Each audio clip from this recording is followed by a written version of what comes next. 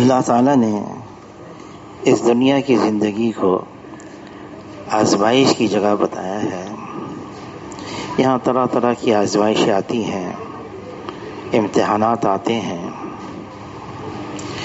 بعض اوقات انسان پر ایسا حال آتا ہے کہ وہ گر جاتا ہے چاروں طرف سے، اور ایک مایوسی سی کیفیت آتی ہے، نا امید ہو جاتا ہے.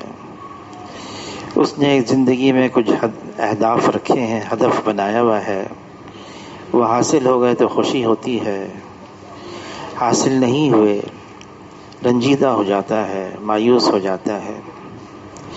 مولانا یوسف کاندھیلوی رحمۃ اللہ علیہ ان کے ملفوظات میں ہے کہ مایوسی کفر ہے. ایسی نا امیدی ہو جائے، آدمی زندگی سے تنگ ہو جائے. ایک قوم پر اس لیے اللہ کا عذاب آ گیا، وہ اللہ کی رحمت سے مایوس ہو گئے تھے، بالکل نا امید ہو گئے، اللہ کا عذاب آ گیا ان پر. حضور صلی اللہ علیہ وسلم نے اپنی زندگی سے ساری امت کے لیے پیغام دیے ہیں. حالات آئیں کیا کرنا چاہیے، ان حالات کے اندر کس طرح سے اپنے آپ کو سنبھالنا چاہیے. حضور صلی اللہ علیہ وسلم نے خواب دیکھا. خواب یہ دیکھا کہ میں عمرہ کرنے کے لیے مکہ مکرمہ جا رہا ہوں، اور یہ خواب صحابہ کو سنا دیا. صحابہ کرام پہلے سے بے چین بے تاب، ہم عمرہ کرنے جائیں، مکہ مکرمہ جائیں. تقاضا شروع ہو گیا کہ چلیں. تو 6 ہجری تھی، ذیقعد کا مہینہ تھا. حضور صلی اللہ علیہ وسلم نے اعلان فرما دیا ہم جائیں گے، احرام باندھ لو. احرام باندھا، اور پھر احرام باندھ کر روانہ ہوئے. اپنے ساتھ جانور بھی لیے قربانی کے، اور فرمایا ہتھیار کوئی نہ لے، تاکہ مکے والوں کو یہ بات گناہ نہ گزرے، ہمیں منع نہ کر دیں کہ یہ ہتھیار لے کر آئیں، حملے کے لیے آئیں. ہاں تلوار لے لو اور نیام کے اندر رکھو، اس کو خالی ننگا نہ چھوڑو تلواروں کو. پہنچ گئے حدیبیہ کے مقام پر. حضور صلی اللہ علیہ وسلم، صحابہ اکرام 1400 ہیں، اور پوری احرام کی تیاری کے ساتھ عمرہ کرنے کے لیے، لیکن ان کو روک لیا گیا. پھر آخر میں کیا ہوا کہ صلح نامہ مرتب کیا گیا. سہیل ابن عمر مشرکین مکہ کی طرف سے آئے، اور صلح نامہ مرتب ہو رہا ہے. علی رضی اللہ تعالیٰ عنہ کاتب ہیں. بسم اللہ الرحمن الرحیم. اعتراض کر لیا، کون رحمان کون رحیم، اس کو مٹاؤ، بسمک اللہم لکھو. تو حضور صلی اللہ علیہ وسلم نے علی رضی اللہ عنہ فرمایا ایسے ہی کر لو. علی رضی اللہ تعالیٰ عنہ نے مٹا کر بسمک اللہم لکھا. پھر یہ لکھا کہ معاہدہ محمد رسول اللہ اور قریش کے درمیان میں ہے. اس پر اعتراض کر لیا، سارا جھگڑا تو محمد رسول اللہ کا ہے، اس کو مٹاؤ اور اس کی جگہ محمد ابن عبداللہ لکھو. تو علی رضی اللہ تعالیٰ عنہ حضور کی طرف دیکھنے لگے.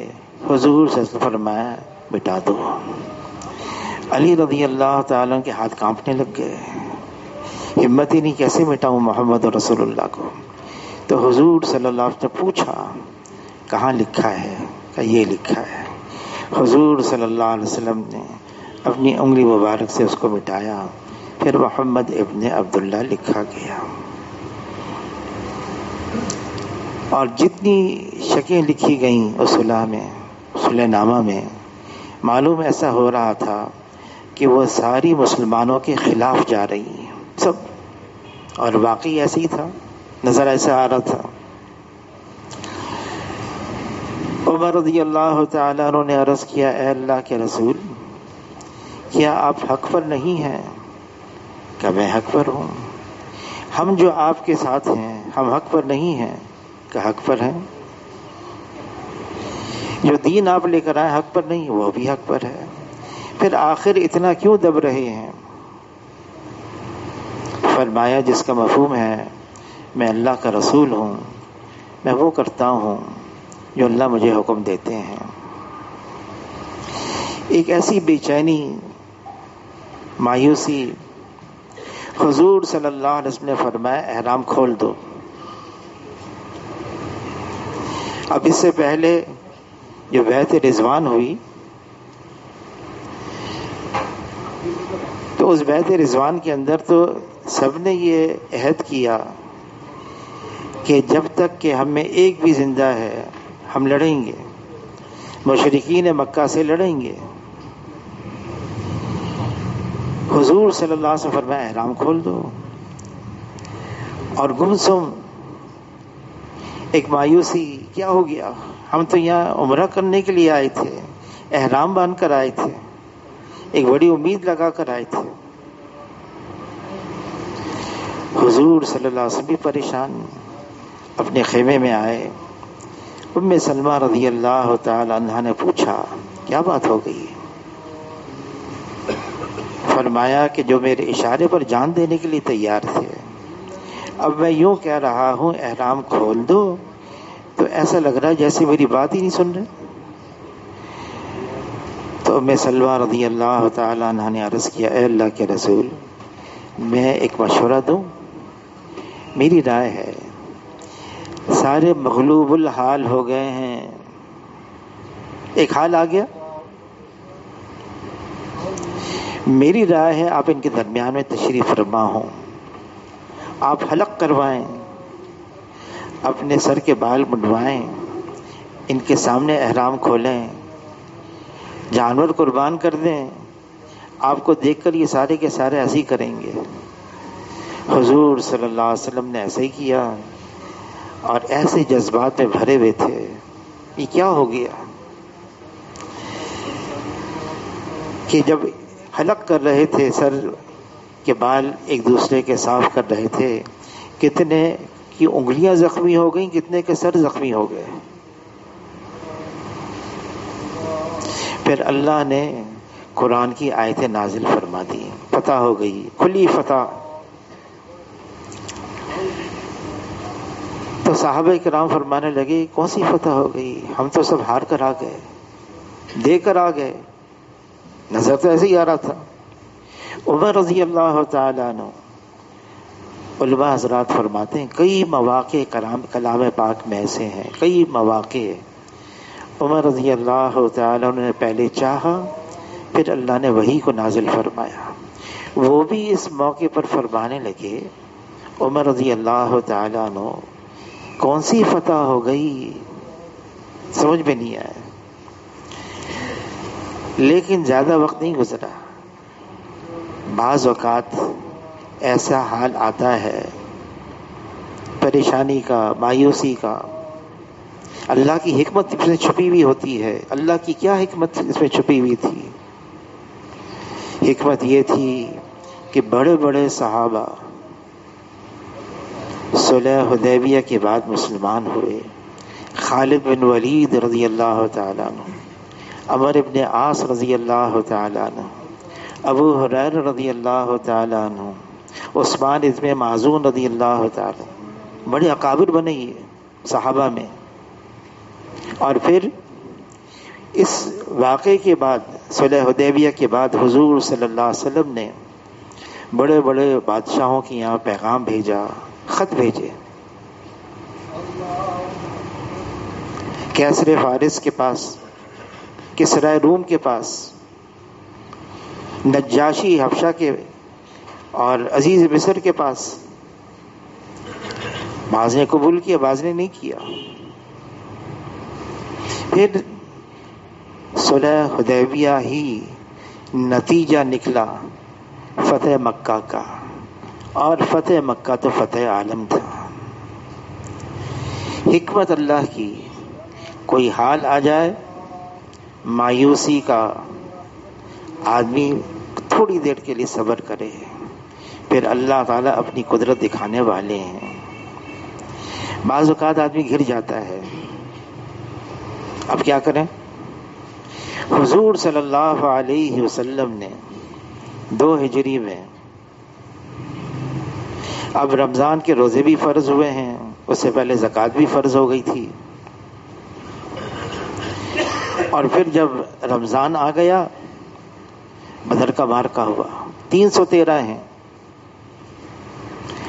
اور اس لیے نہیں نکلے کہ ہمیں لڑنا ہے، مقابلہ کرنا، نہیں، ان کے پاس تو ہتھیار بھی نہیں تھے، سواریاں بھی نہیں تھی، وہ تو ابو سفیان کا قافلہ تھا تجارتی، اس کا پیچھا کرنے گئے تھے۔ مشیت الہی مقابلہ ہو گیا، 1000 دشمن ہتھیاروں سے لیس پوری تیاری کے ساتھ۔ حضور صلی اللہ علیہ وسلم نے پوچھا صحابہ سے کیا کرنا ہے، تو عرض کیا ہم تو آپ کے تیروں میں سے تیر ہیں، آپ ہمیں حکم دیں، پہاڑی سے چھلانگ لگائیں گے، آپ ہمیں حکم دیں۔ بس اتنی بات یہ ہے، لڑائی تو ہوتی ہے ہتھیاروں سے، وہ ہے نہیں ہمارے پاس، ہماری جان حاضر ہے، ہم لڑیں گے اپنی جان سے۔ اب ایسے موقع پر حضور صلی اللہ علیہ وسلم نے کیا کیا؟ حضور صلی اللہ علیہ وسلم کے لیے ایک جھونپڑا بنایا گیا، العریش، وہاں ایک مسجد ہے، اس کا نام بھی العریش ہے، اور اس میں حضور صلی اللہ علیہ وسلم ساری رات مانگتے رہے، اللہ سے دعا کرتے رہے۔ اور بخاری شریف کی حدیث ہے کہ مانگنا کیسا تھا؟ حضور صلی اللہ علیہ وسلم مانگتے مانگتے ہاتھ کو اتنا اوپر کرتے کہ بغل کی سفیدی بھی ظاہر ہو جاتی، کاندھے پر چادر تھی گر جاتی، ابو بکر رضی اللہ تعالیٰ کاندھے پر سے چادر گر گئی، اٹھاتے اور پھر دوبارہ کاندھے پر رکھتے۔ اور پھر کیا ہوا؟ علی رضی اللہ تعالیٰ فرماتے میں نے وہاں ایک چادر تھی اس کے دروازے پر جھونپڑی کی، تو میں نے ہٹایا اور میں نے دیکھا حضور سجدے میں ہیں اور دعائیں مانگ رہی ہیں، یا حی یا قیوم برحمتک استغیث۔ اور اس کیفیت سے مانگا، یا اللہ اگر یہ 313 اگر ختم ہو گئے پھر تا قیامت تیرا نام لینے والا بھی کوئی نہیں ہوگا۔ امت کو بتایا جب ایسا حال آ جائے، آدمی گر جائے، کیا کرے؟ دعا، یہ دعا یہ مومن کے لیے ہتھیار بنایا ہے، یہ مخ العبادہ ہے، عبادت کا مغز ہے دعا، بلکہ فرمایا یہی عبادت ہے۔ اللہ نے حکم دیا مجھ سے مانگو، پھر اللہ نے وعدہ کیا ہے میں تمہاری مانگ کو پورا کروں گا۔ میں ہسپتال میں تھا، یہاں میمن ہسپتال ہے بنس روڈ میں، کئی سال پہلے کی بات ہے۔ ایک عورت آئی اور رپورٹ دکھائی ہے اس نے، یہاں پر ایک پھوڑا تھا اور اس کی انہوں نے آپریشن کر کے نکال دیا، آغا خان کی رپورٹ ہے یہ، اور اس میں لکھا ہوا ہے کہ یہ کینسر ہے، کینسر بھی خطرناک قسم کا۔ تو کیا ہوا کہ انہوں نے کہا اس کا دوبارہ آپریشن ہوگا، پورا نکالنا پڑے گا، یہ نامکمل نکلا ہے، وہیں آپریشن کروا دیں؟ کہا نہیں مہنگا بہت ہے، کسی نے یہاں بھیج دیا، کوئی تبلیغی ہے ڈاکٹر، وہ سستے میں کام کر دے گا۔ ٹھیک ہے کر دیں گے، کام پورا کرنا پڑے گا۔ آپ کو پتہ ہے کیا ہے؟ کہاں مجھے پتہ ہے، انہوں نے بتا دیا۔ خیر پورا آپریشن کیا بڑا، اور آپریشن کر کے اسی لیبارٹری میں بھیج دیا۔ رپورٹ آئی کہ جو آپ نے بھیجا ہے اس کے اندر تو کوئی کینسر کے ذرات نہیں۔ پھر وہ جو نشان پہلے کا تھا وہ بھی ہم نے دیکھا، اس میں بھی کوئی کینسر کے ذرات نہیں۔ پھر جو پہلا اسپیسیمن تھا، جو پہلی چیز تھی ہمارے پاس، اس کو بھی ہم نے دیکھا، اس میں تو ہے، دوسرے میں نہیں۔ اس عورت سے میں نے پوچھا کیا کیا تم نے؟ کہ میں نے دعائیں مانگی۔ کیا مانگا؟ میں نے اللہ سے یہ مانگا، اے اللہ یہ 4 بچے ہیں میرے، چھوٹے چھوٹے ہیں، میں وعدہ کرتی ہوں ان کی ایسی پرورش کروں گی کہ ان کو دیندار بنا دوں گی، مجھے ٹھیک کر دے۔ تو میں نے ان سے کہا تمہاری دعا قبول ہو گئی۔ بعض اوقات آدمی اتنا گر جاتا ہے، مایوسی۔ ایک نوجوان لڑکا آیا، کہنے لگا کہ دیکھو میں ڈاکٹر ہوں اور میں امریکہ بھی گیا اور میں وہاں پر میری میچنگ نہیں ہوئی، مجھے نوکری نہیں ملی، میں واپس آ گیا۔ یہاں میری منگنی تھی، وہ منگنی ٹوٹ گئی، پھر یہاں میں نے امتحان دیا، اس میں فیل ہو گیا۔ تو میرے والد صاحب کہنے لگے تم ناکام انسان ہو۔ کہ اب میں آپ کے پاس آیا ہوں، جب میری زندگی ناکام ہو چکی ہے تو میں اپنی زندگی ختم کر دوں۔ تو اس کو بات سمجھائی، دیکھو کامیابی کیا ہے، جو آدمی چاہے دنیا میں ہدف مقرر کرے وہ مل جائے، یہ کامیابی نہیں ہے۔ کامیابی وہ ہے جس کو اللہ تعالیٰ فرما رہے ہیں، کیا فرما رہے ہیں؟ وَمَنْ زُحْزِحَ عَنِ النَّارِ وَأُدْخِلَ الْجَنَّةَ فَقَدْ فَازَ۔ جو جہنم سے کھینچ لیا گیا ہو، جنت میں داخل کر دیا گیا ہو، بس یہی کامیاب ہے، اس کے علاوہ کوئی اور کامیابی نہیں ہے۔ مال مل گیا، کسی کو مل گیا، کوئی چیزیں مل گئیں، دنیاوی مل گئیں، کوئی عہدہ کوئی منصب مل گیا، یہ کوئی کامیابی کی دلیل نہیں ہے۔ حضور صلی اللہ علیہ وسلم بے سر و سامانی دنیا کے اندر، یہ ان کا سامان تھا۔ قسمہ پرسی حضور صلی اللہ علیہ وسلم کا اس دنیا میں، یہ ان کا سرمایہ تھا، اور فقر اور فاقہ حضور صلی اللہ علیہ وسلم کا اس دنیا میں، فرمائیے میرا فخر ہے۔ اس لیے کوئی دلیل نہیں ہے، یہ کوئی ایسا سامان نہیں ہے جسے کہا جائے ہاں یہ کامیاب ہے یہ ناکام ہے۔ غیروں کو تو بہت دیا گیا ہے، بہت اللہ نے دیا ہے، اس دنیا کی اللہ کے یہاں کوئی وقت اور قیمت نہیں۔ کرنا کیا ہے؟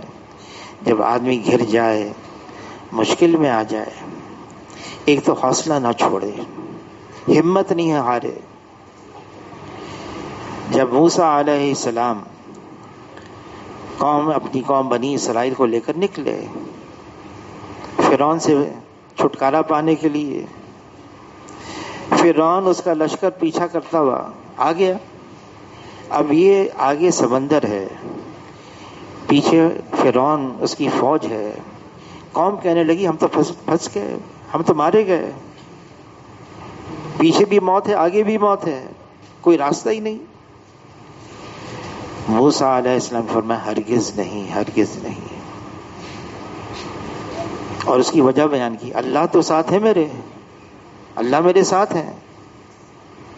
ہماری دین کی بنیاد اللہ پہ بھروسہ، اللہ پہ توکل، اللہ پر اعتماد ہے۔ جب اللہ پر بھروسہ ہوتا ہے، کیونکہ اللہ تعالیٰ کلام پاک میں فرماتے ہیں کیا میں اپنے بندے کے لیے کافی نہیں ہوں؟ اللہ ہمارے لیے کافی ہے۔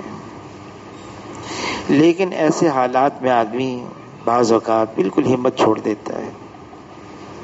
واقعہ ہوا، کیا ہوا کہ میاں بیوی ڈاکٹر دونوں فیل ہو گئے۔ ڈاکٹر کے بعد جو بعد اونچا اور امتحان ہوتا ہے، دونوں فیل ہو گئے۔ کیا ہوا؟ دروازہ بند ہے، بڑی مشکل سے دروازہ توڑا، دیکھا کہ وہ جو میاں ہے وہ مرا ہوا ہے، اور اس کو آئی وی کینیولا ہے، ساتھ میں سرنج ہے۔ اس کی بیوی ڈاکٹر، اس کو بھی آئی وی کینیولا، وہ بھی مری ہوئی۔ نومولود بچہ اس کے سر میں بٹر فلائی ہے، وہ جو ہوتی کینیولا وہ لگا ہوا ہے، اور وہ بھی مرا ہوا ہے۔ اتنے مایوس ہو گئے۔ کیا وجہ ہے؟ جو دنیا کو نصب العین قرار دیتا ہے، جو دنیا کو جتنا مقدر میں مل جائے گا اس سے زیادہ نہیں ملے گا، پھر پریشانی ہی پریشانی۔ فرمایا جو آخرت کو نصب العین قرار دیتا ہے، اللہ تعالیٰ اس کی کھیتی میں ترقی دیتے ہیں، اس کو دنیا بھی دیتے ہیں، اس کو آخرت میں بھی دیتے ہیں۔ کیا ہے آخرت؟ فرمایا دنیا خلقت لکم، اس دنیا کو بنایا ہے تمہارے لیے، لیکن آگے فرمایا وَإِنَّكُمْ خُلِقْتُمْ لِلْآخِرَةِ، تمہیں اللہ نے بنایا آخرت کے لیے۔ جب آخرت سامنے ہوگی کہ مجھے آخرت میں جانا ہے اور حاضری ہے، جواب دینا ہے، حساب کتاب ہے، جزا اور سزا کی جگہ آخرت ہے، تو آدمی دنیا میں ویسی زندگی گزارے گا۔ حالات آئیں گے۔ حاجی صاحب سے کسی نے کہا، حاجی عبدالوہاب صاحب سے، حاجی صاحب ہم گھر گئے مسائل کے اندر، اندرونی طور سے بیرونی طور سے، اور حاجی صاحب کی زندگی کے آخری مہینے تھے وہ۔ فرمایا اس کا علاج ہے، علاج بتایا، جب آدمی گر جائے اس کا علاج بتایا۔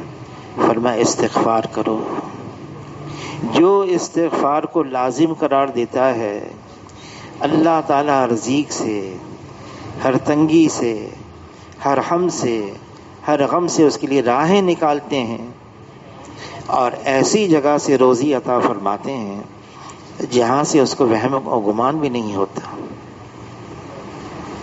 یہ استغفار یہ معمولی بات نہیں ہے۔ حضور صلی اللہ علیہ وسلم کا ایک لقب نبی التوبہ تھا۔ ایک صحابی کہتے ہیں حضور صلی اللہ علیہ وسلم مجلس میں بیٹھا ہوا، میں حضور سے استغفار پڑھ رہے تھے، میں گننے لگا کتنی دفعہ پڑھتے ہیں، 70 مرتبہ میں نے گن لیا۔ رب اغفر لی وتب علی انک انت التواب الرحیم۔ حاجی صاحب نے فرمایا کہ سب کو لگاؤ اس پر۔ آج واقعی ایسے حالات بن گئے ہیں، انفرادی طور پہ، اجتماعی طور پہ، بلکہ حضور صلی اللہ علیہ وسلم نے خبر دی ایسا وقت آئے گا پھر امت کا ہر فرد یوں کہے گا وہ کب آئے گا جو ہمیں ان مسائل سے نکال دے۔ تمنا کرنے لگیں گے وہ آئے، کب آئے گا کہ جو ہمیں ان مسائل سے نکال دے۔ اس کے لیے حضور صلی اللہ علیہ وسلم نے ہمیں بے سہارا نہیں چھوڑا، ایسے نہیں بیچ چوراہے پر چھوڑ دیا، نہیں۔ حضور صلی اللہ علیہ وسلم نے ہمیں اعمال دیے ہیں، بتا دیے کہ دیکھو ان کا اہتمام کرو، اگر جو ان کا اہتمام کرے گا اللہ تعالیٰ اس کے مسائل کو حل فرما دیں گے۔ صلاۃ الحاجہ بتا دی، یہ مانگو۔ ایک صحابیاں ہیں بہت محبت اپنے شوہر سے، انتقال ہو گیا۔ وہ شوہر پہلے آ گئے تھے ہجرت میں، یہ بعد میں آئیں، بڑی بڑی مشقت میں، بہت تکالیف، بڑے دکھ دیکھے، یہ بھی آخر میں مدینہ منورہ پہنچ گئے۔ شوہر کا انتقال ہو گیا۔ حضور صلی اللہ علیہ وسلم نے پیغام بھیجا، یہ پڑھو، یہ پڑھو، اللہ تعالیٰ تمہیں اس کا بہترین بدلہ دیں گے۔ تو ام سلمہ رضی اللہ تعالیٰ عنہ نے اس کو پڑھنا شروع کیا، لیکن سوچا میرا شوہر میرے پر اتنا احسان مند تھا، میرا اتنا خیال کرتا تھا، اتنا اچھا تھا، مجھ سے ایسی محبت کرتا تھا، اس سے بہتر کون ملے گا۔ حضور نے پیغام دیا تو پڑھنے لگی، انا للہ و انا الیہ راجعون اللہم اجرنی فی مصیبتی واخلف لی خیر منہا، یہ پڑھنے لگی۔ کچھ وقفے کے بعد خود حضور صلی اللہ علیہ وسلم نے پیغام بھیجا نکاح کا، ازواج مطہرات میں بن گئیں،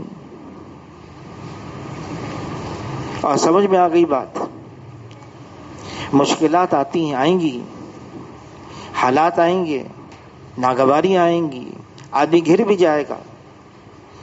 راستہ بتایا ہے، یہ دین ہمارے لیے بہت بڑا سرمایہ ہے، شریعت، سنت، اتنی بڑی دولت دے دی اللہ نے، اس سے بڑی اور کیا نعمت ہوگی؟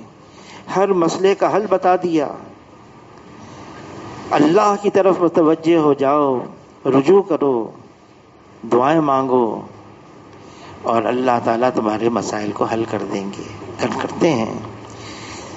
اور صرف یہ نہیں کہ اس میں وقت لگے گا، اللہ تعالیٰ تو ہر روز رات کو تہجد کے وقت آسمان دنیا پر خود نازل ہوتے ہیں، خود اعلان کرتے ہیں، ہے کوئی مانگنے والا کہ میں اس کی مانگ کو پورا کروں، ہے کوئی بخشش چاہنے والا کہ میں اس کے گناہوں کو بخش دوں۔ یہ خود اللہ کی طرف سے اعلان آ رہا ہے۔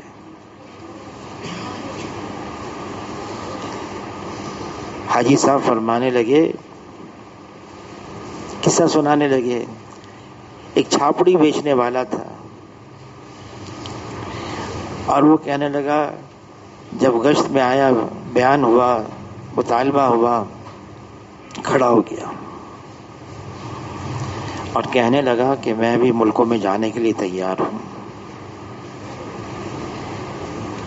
نام لکھ لیا اس کا۔ بعد میں کسی نے پوچھا، بھائی تم تو چھاپڑی بیچتے ہو، ملکوں میں جانے کے لیے تو خرچ ہوتا ہے، کیا اس میں کیا مشکل ہے؟ میں اللہ سے مانگوں گا، میں اللہ سے مانگوں گا اور اللہ میری مانگ پوری کر دیں گے۔ حاجی صاحب مشورے والوں سے فرمانے لگے، دیکھو تم پوچھتے ہو 4 مہینے کب لگائے، تم یہ پوچھتے ہو سال کے چلے کا ناغہ تو نہیں ہوا، تم یہ پوچھتے ہو 2.5 گھنٹے پابندی سے دیتے ہو روزانہ، تم یہ پوچھتے ہو ہر مہینے 100 روزہ کا ناغہ تو کبھی نہیں ہوا، پوچھتے ہو، یہ بھی پوچھ لیا کرو، کوئی مشکل، کوئی حاجت، اور تم اللہ سے مانگتے ہو، اللہ اس کو پوری کر دیتے ہو۔ یہاں تک پہنچ گئے، یہ پوچھا کرو۔ حضور صلی اللہ علیہ وسلم فرماتے ہیں، اس کا مفہوم ہے، جوتے کا تسمہ بھی ٹوٹ جائے، اس کو اللہ سے مانگو۔ گھر میں نمک کی ڈلی نہیں ہے، اللہ سے مانگو۔ ہم خود سوچیں کہ یہ نظام اللہ چلا رہے ہیں، کائنات کا اکیلے چلا رہے ہیں، اور اللہ کا اس نظام کی چلانے میں کوئی شریک نہیں ہے، تنہا، اور اللہ تعالیٰ ہی ہمارے حاجت روا ہیں، اللہ تعالیٰ ہی ہمارے پالن ہار ہیں، اللہ تعالیٰ ہی ہمارے مشکل کشا ہیں۔ وہ کون ہے جو ہماری مصیبت کو عافیت سے بدلتا ہے؟ وہ اللہ ہے۔ وہ کون ہے جو ہماری بیماری کو صحت سے بدلتا ہے؟ وہ اللہ ہے۔ بلکہ حضور صلی اللہ علیہ وسلم فرماتے ہیں، وہ کون ہے جو ٹوٹی ہوئی ہڈی کو جوڑتا ہے؟ اللہ ہے، وہ صرف اللہ ہے۔ اور اللہ تعالیٰ فرما رہے ہیں، کیا میں اپنے بندے کے لیے کافی نہیں ہوں؟ اللہ ہمارے لیے کافی ہے۔ اللہ کی طرف متوجہ ہو جانا بس صرف دیکھنے کی اتنی بات ہے، میں نے اللہ کے ساتھ اپنا معاملہ درست رکھا ہوا ہے، اتنی بات ہے بس۔ میں نے اللہ کے ساتھ اپنا معاملہ درست رکھا ہوا ہے۔ جس نے اللہ کے ساتھ اپنا معاملہ درست کر لیا، حدیث پاک کا مفہوم ہے، جو اللہ کا ہے پھر اللہ اس کے ہیں، اور جس کے اللہ ہو گئے اس کو کس بات کا غم ہے؟ اور اللہ کو اپنی طرف کرنا، راضی رکھنا، یہ کوئی مشکل بات نہیں ہے، مشکل کام نہیں ہے۔ ابراہیم علیہ السلام بغیر مہمان کے کھاتے نہیں تھے،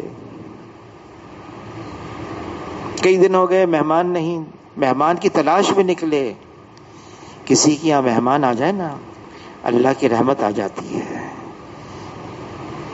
جس سے اللہ خوش ہوتے ہیں اس کے یہاں مہمان بھیجتے ہیں۔ مہمان آتا ہے، اپنے مقدر کی روزی لے کر آتا ہے، جاتا ہے، سارے گھر والوں کے گناہوں کو ساتھ لے کر چلا جاتا ہے۔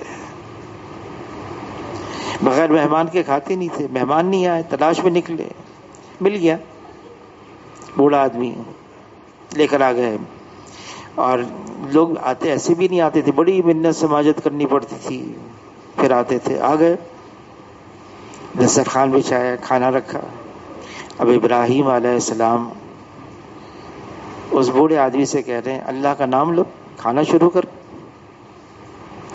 تو وہ بوڑھا شخص کہنے لگا اللہ کا نام لو, میں تو اللہ کو مانتا نہیں, میں اللہ کو پہچانتا نہیں, میں آتش پرست ہوں, آگ کا پجاری ہوں. تو ابراہیم علیہ السلام خلیل اللہ تھے, اللہ کے خلیل تھے, دوست تھے. اچھا اللہ کو مانتے نہیں, پہچانتے نہیں, اٹھ جاؤ. دسترخوان سے اٹھا دیا.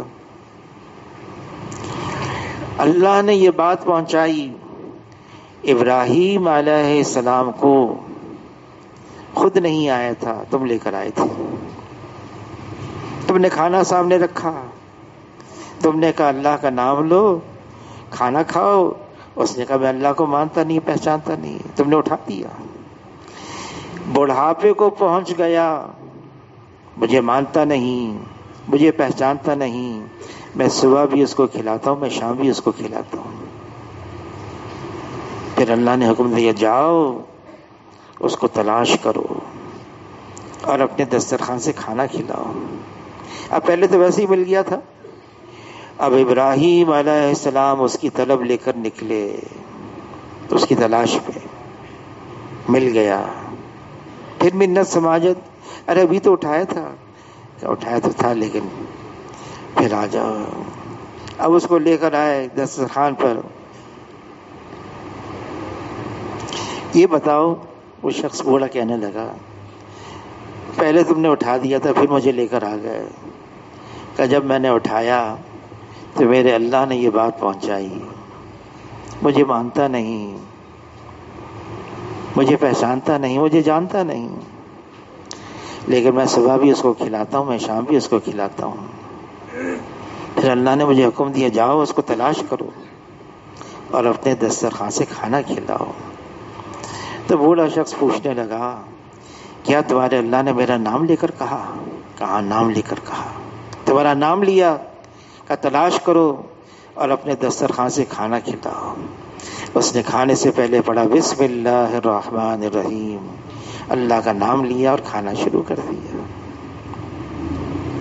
اللہ کو راضی کرنا کوئی مشکل کام نہیں ہے. جب آدمی توبہ کرتا ہے نا, توبہ اللہ سے معافی مانگتا ہے, اللہ فرشتوں کو بلاتے ہیں, دیکھو اس کو یقین ہے اس کا پوچھنے والا, جبھی تو میرے سامنے رو رہا ہے, گڑ گڑا رہا ہے, معافی مانگ رہا ہے. فرشتوں کو گواہ فرماتے کہ ہے اس کو یقین, اس کا ہے کوئی مانگنے پوچھنے والا, جبھی تو مجھ سے معافی مانگ رہا ہے. اور جس نے توبہ کر لی, حدیث پاک کا مفہوم ہے, پھر وہ ایسا ہو گیا جس نے گناہ کیا ہی نہیں. اللہ تعالیٰ آسمانوں میں اعلان فرماتے ہیں دیکھو فلاں ابن فلاں نے مجھ سے صلح کر لی, اے فرشتوں تم بھی اسے صلح کر لو. اللہ کو راضی کرنا کیا مشکل کام ہے. 70 ماؤں کی محبت کو اکٹھا کیا جائے, جو اللہ کی محبت ہے وہ کہیں زیادہ ہے. حضور صلی اللہ علیہ وسلم کے سامنے قیدی پیش کیے گئے, ان میں ایک عورت بھی تھی اور وہ بے چین تھی, ادھر جائے ادھر جائے, وہ تلاش کر رہی تھی. اس کو اپنا بچہ مل گیا اور بچے کو اس نے گود میں لیا, اس کو دودھ پلانے لگی. حضور صلی اللہ علیہ وسلم نے اس موقع پر صحابہ اکرام سے پوچھا بتاؤ کیا یہ عورت اپنے اس معصوم بچے کو آگ میں ڈال سکتی ہے؟ تو عرض کیا اللہ کے رسول نہیں ڈال سکتی. کہ جس اللہ نے اس عورت کے دل میں اس بچے کی محبت کو ڈالا ہے, اس اللہ کو اپنی مخلوق سے کتنی محبت ہوگی. الخلق عیال اللہ, یہ ساری مخلوق اللہ کا کنبہ ہے. اور اس کنبے میں اللہ کو سب سے زیادہ پیارا وہ ہے جو اللہ تعالیٰ کی مخلوق سے پیار کرے، بھلائی کرے، خیر خواہی کرے۔ اگر کوئی مایوس ہو گیا اپنی زندگی سے، اس کو حوصلہ دلانا چاہیے۔ پریشانی آ گئی، حوصلہ دلائیں، کوئی بات نہیں، آ گئی، وقتی طور سے ہے۔ جنازہ جا رہا تھا، حضور صلی اللہ علیہ وسلم نے فرمایا یا تو یہ راحت پا گیا یا اس سے راحت پایا گیا۔ عرض کیا اللہ کے رسول کیا مطلب؟ فرمایا اگر مشقت میں ہو، تکلیف میں ہو تو موت آ گئی، چھوٹ گیا، یا یہ اگر اس کی وجہ سے اوروں کو تکلیف ہو رہی تھی، اس کی موت آ گئی، وہ دوسرے لوگ چھوٹ گئے۔ کتنا وقت ہے ہمارے پاس، زندگی کتنی ہے، اور وقت میں ٹھہراؤ نہیں ہے، وقت ختم ہو رہا ہے جلدی سے۔ جو پہلے تھے چلے گئے، اب ہم بھی اسی لائن میں لگے ہوئے ہیں، ہمارا بھی نمبر ہے، ہم بھی چلے جائیں گے۔ جب کوئی حال ایسا آتا، غزوہ خندق میں سخت سردی ہے، بھوک ہے، بھوک کا یہ عالم ہے، فاقے کا یہ عالم ہے کہ صحابی نے اپنی چادر ہٹائی اور دکھایا کہ دیکھو اے اللہ کے رسول، میں نے بھوک کی وجہ سے پتھر باندھ رکھا ہے۔ حضور صلی اللہ علیہ وسلم نے اپنی چادر مبارک ہٹا کے دکھایا کہ میرے پاس تو 2 پتھر بندھے ہوئے ہیں۔ حذیفہ رضی اللہ تعالیٰ فرماتے ہیں میں اپنی بیوی سے ادھار چادر لے کر آیا، وہ بھی پوری نہیں تھی، تاکہ جو سردی آ رہی، سردی کی تیز ہوائیں آ رہی ہیں، اس سے میں اپنے آپ کو بچا سکوں۔ یہ حال تھا، لیکن حضور صلی اللہ علیہ وسلم کیسے حوصلہ دلا رہے ہیں، ہمت بندھا رہے ہیں۔ کیسے؟ ایک چٹان آ گئی، خندق کھودتے کھودتے ٹوٹ نہیں رہی تھی، حضور صلی اللہ علیہ وسلم کو بلایا، کدال ہاتھ میں دیا، زور سے مارا، ایک چنگاری اڑی۔ حضور نے فرمایا کیسر فارس فتح ہو گیا۔ دوسری ماری، فرمایا کسرا روم فتح ہو گیا۔ تیسری ماری، یمن کا تخت بھی فتح ہو گیا۔ اب منافقین کہیں پیٹ پہ تو پتھر بندھے ہوئے ہیں، فارس بھی، روم بھی، یمن بھی، سب فتح ہو گیا۔ صحابہ اکرام فرمائیں گے فتح ہو گیا۔ یقین تھا، یقین، اپنے آنکھوں کی دیکھنے پہ اتنا یقین نہیں تھا۔ تبوک کے موقع پر جب حضور نے فرمایا کہ یہ زید بن حارثہ ہیں، یہ شہید ہو جائیں، تو جعفر ابن ابی طالب ہیں، یہ شہید ہو جائیں، تو عبداللہ ابن رواحہ ہیں، یہ شہید ہو جائیں، تو پھر جس کو چاہیں بنا لو۔ یہودی نے کہا یہ تینوں شہید ہو جائیں گے، سن لیا، شہید ہو گئے۔ حضور صلی اللہ علیہ وسلم جعفر ابن ابی طالب کے گھر آئے، خبر دی کہ جعفر شہید ہو گئے، لیکن یہ بھی فرمایا ان کے بازو کاٹ دیے تھے، اللہ نے ان کو 2 پر دیے ہیں، اور میں اپنی آنکھوں سے دیکھ رہا ہوں جعفر ابن ابی طالب ان پروں سے جنت میں اڑ رہے ہیں۔ پھر یہ بھی فرمایا تم چاہو تم کو بھی دکھا دوں۔ تو عرض کیا اللہ کے رسول، آپ نے اطمینان دلا دیا، دل مطمئن ہو گیا، تشریف لے گئے۔ عبداللہ ابن جعفر نے کہا دیکھ لیتی، مجھے دکھا دو، اس بہانے سے جنت بھی دیکھ لیتی۔ فرمایا نہیں، اگر میں یوں کہتی مجھے دکھا دو تو حضور صلی اللہ علیہ وسلم کی بات پر پھر ایمان کہاں رہتا۔ حضور نے فرمایا میں دیکھ رہا ہوں۔ صحابہ اکرام کو حضور کی بات پر اپنے دیکھنے سے زیادہ یقین تھا کہ حضور نے فرما دیا۔ عبداللہ ابن عباس سے فرمایا تم اللہ کے دین کو سامنے رکھو، اللہ کی حفاظت کرو، اللہ کے دین کی حفاظت کرو، اللہ تمہاری حفاظت کریں گے۔ تم اللہ کے احکامات کی حفاظت کرو، اللہ تمہاری کریں گے۔ اگر مانگنا ہو تو صرف اللہ سے مانگنا، اگر مانگنا ہو صرف اللہ سے مانگنا، کہ اللہ کے علاوہ کوئی ہماری مانگ کو پورا نہیں کر سکتا، اللہ کے علاوہ کوئی ہمارے حالات کو بدل نہیں سکتا، اللہ کے علاوہ کوئی ہماری پریشانی دور نہیں کر سکتا۔ ہم اللہ سے مانگیں گے اور اللہ تعالی ہمارے حالات کو بنائیں گے۔ اللہ چاہتے ہیں ہمارے حالات بنائیں، بس اتنا ہے رجوع الی اللہ، اللہ کی طرف متوجہ ہو جائیں۔ حضور صلی اللہ علیہ وسلم جو بتایا ہے ان حالات کے اندر کرنے کو کریں، ہم کریں اور اللہ تعالیٰ ضرور ہماری مدد فرمائیں گے، ضرور مدد کریں گے۔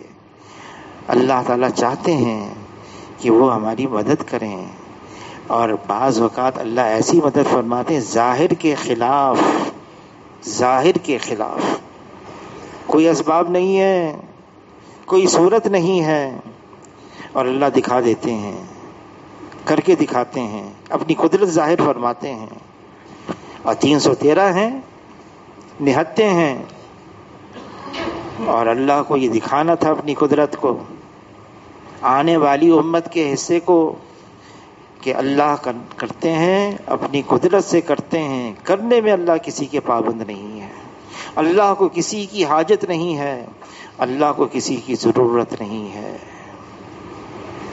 جو چاہیں کریں، یہ نظام اللہ کا ہے، یہ کائنات اللہ کی ہے، ہم سب اس کے تابع ہیں، ہم سب اس کے محتاج ہیں، ہم سارے کے سارے، اور اللہ تعالیٰ کسی کا بھی محتاج نہیں ہے، کسی کے احتیاج نہیں۔ کوئی مشکل آئے، مایوسی، نا امیدی اللہ اور اللہ کے رسول کو پسند نہیں ہے، حوصلہ رکھیں۔ ہاں، اور یہ ساری چیزیں اس لیے آتی ہیں، یہ پیش خیمہ ہے اس بات کا کہ اللہ تعالیٰ کچھ کرنے والے ہیں۔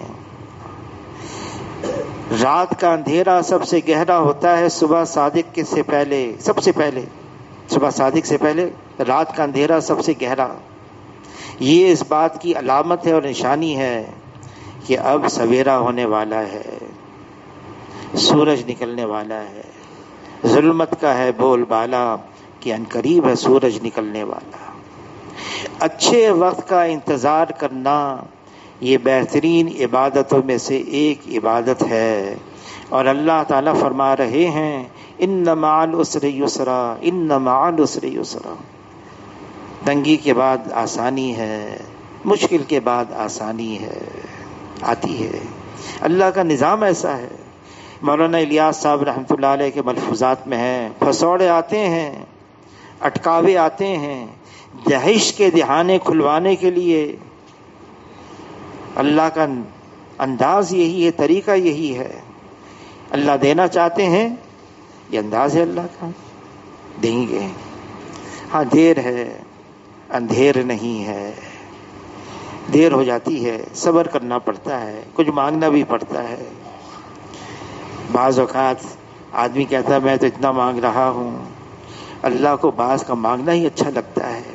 فرشتوں سے فرماتے روک کے رکھنا، ایسا نہ ہو کہ دے دو یہ مانگنا ہی چھوڑ دے، کچھ دیر اور مانگتا رہے، کوئی بات نہیں، اللہ تعالیٰ ہمیں دینا چاہ رہے ہیں اور دیں گے، اور یہ امت ہے اس لیے آئی ہے، یہ اللہ سے لینے کے لیے، اللہ سے لینا ہے، مخلوق خدا کی خدمت کرنی ہے۔ اللہ کے خزانے لامحدود ہیں، لازوال ہیں، اور ہمارے لیے ہیں، ہمیں دینے کے لیے ہیں اللہ کے خزانے، اس لیے اللہ سے اچھی امید باندھنی چاہیے۔ جیسا اللہ کے ساتھ گمان کریں گے اللہ ہمارے ساتھ ویسا معاملہ کریں گے، جیسا گمان رکھیں گے، ہمیشہ اللہ